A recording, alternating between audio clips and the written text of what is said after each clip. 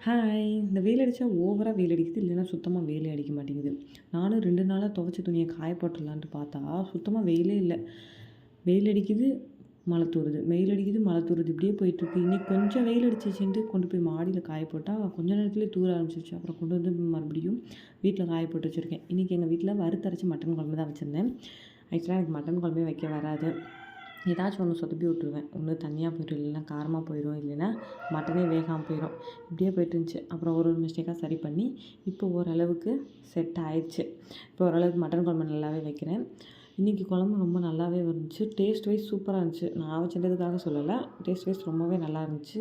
குழம்பு நல்லா வாசமாகவும், மட்டனும் நல்லா ஜூஸியாக வெந்துருந்துச்சு. சூப்பராக இருந்துச்சு.